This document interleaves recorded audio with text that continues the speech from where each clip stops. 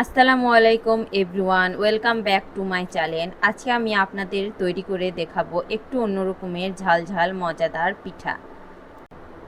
তো চলুন রেসিপিটি শুরু করা যাক। প্রথমে আমার যা যা প্রয়োজন সব কিছু কেটে রেডি করে নেব। এখানে আমি একটি বড় সাইজের পেঁয়াজ টুকরো টুকরো করে কেটে নেব। যতটা সম্ভব কুচি কুচি করে কেটে নিতে হবে, তাহলে কিন্তু খেতে বেশি মজা লাগবে। টমেটোর অর্ধেক অংশ কুচি কুচি করে কেটে নেব। আপনারা আপনাদের পছন্দ মতো সবজি দিয়ে এই পিঠাটি বানিয়ে নিতে পারেন। এই পিঠাটা দেখতে কিছুটা ডিমের পোয়া পিঠার মতো হলেও খেতে কিন্তু অন্যরকম। এখন বেশ খানিকটা ধনেপাতা কুচি কুচি করে কেটে নেব।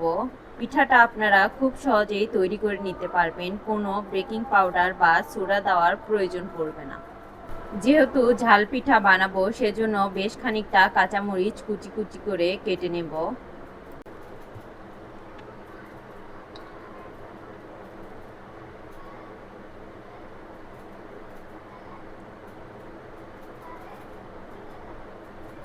এরপর একটি মিডিয়াম সাইজের গাজর নিয়ে গ্রেটার দিয়ে খুব ভালো করে গ্রেট করে নেব। চেষ্টা করবেন এই কাজটা গ্রেটার দিয়েই করার জন্য। বটি বা ছুরির সাহায্যে যদি করেন তাহলে কিন্তু খুব ভালো হবে না। এরপর প্রয়োজন ডিম। এখানে আমি 2টি ডিম ইউজ করেছি। 2 কাপ চালের গুঁড়ির জন্য আমি 2টা ডিম ইউজ করেছি। আপনারা যদি চালের গুঁড়ার পরিমাণ বাড়িয়ে দেন তাহলে ডিমের পরিমাণও বাড়িয়ে দিতে হবে।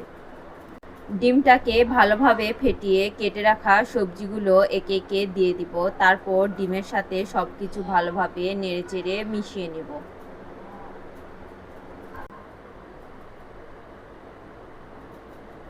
মেশানো হয়ে গেলে একে একে গুঁড়ো মশলাগুলো দিয়ে দিব। প্রথমেই দিয়ে দিব স্বাদ মতো লবণ, হলুদ গুঁড়া, লাল মরিচের গুঁড়া আর সামান্য পরিমাণে চাট মশলা। এটা পুরোপুরি অপশনাল, যদি হাতের কাছে থাকে সামান্য পরিমাণে দিয়ে দিতে পারেন, তবে না দিলেও কোনো সমস্যা নেই। এরপর সবগুলো উপকরণ একসঙ্গে ভালোভাবে মিশিয়ে নেব। এরপর দিয়ে দিব চালের গুঁড়া। এখানে আপনারা ভেজা বা শুকনা যে কোনো চালের গুঁড়া দিয়েই পিঠাটি বানিয়ে নিতে পারেন। আমি শুকনা চালের গুঁড়াটাই ইউজ করেছি। সব কিছু ভালোভাবে মাখিয়ে এরপর নর্মাল তাপমাত্রায় থাকা অল্প অল্প পানি দিয়ে আমি একটি ব্যাটার তৈরি করে নেব। ব্যাটারটা খুব বেশি পাতলাও হবে না, আবার খুব বেশি ঘনও হবে না। ব্যাটারের ঘনত্বটা আপনাদের দেখে বুঝে নিতে হবে। এই পিঠা তৈরি করা অনেক সহজ। আপনারা চাইলে ব্যাটারটি রেডি করে সঙ্গে সঙ্গেই বানিয়ে ফেলতে পারেন। আধা ঘন্টা বা 1 ঘন্টার জন্য রেস্টে রাখার কোনো প্রয়োজন নেই, বা ইলেকট্রিক বিটার দিয়ে বিট করারও কোনো ঝামেলা নেই। আর ব্যাটারটা পুরোপুরি রেডি। এখন চলে যাব সরাসরি চুলায়। চুলায় একটি লোহার কড়াই বসিয়ে পরিমাণ মতো তেল দিয়ে খুব ভালোভাবে গরম করে নেব। এরপর একটি চামচের সাহায্যে অল্প অল্প পিঠার ব্যাটার নিয়ে তেলের মধ্যে দিয়ে দিব। এরপর দেখবেন কোনো ঝামেলা ছাড়াই তৈরি হয়ে যাবে মজাদার ঝাল ঝাল ডিমের সবজি পিঠা।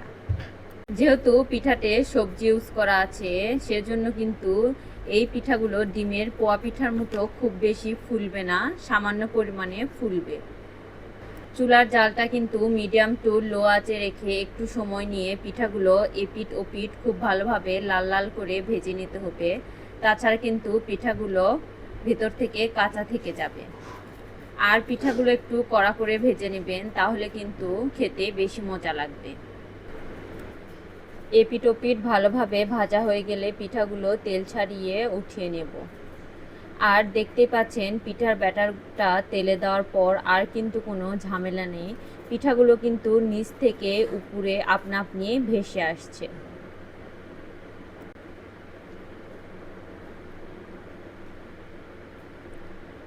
এই তো এভাবে করে সবগুলো পিঠা বানিয়ে নেব।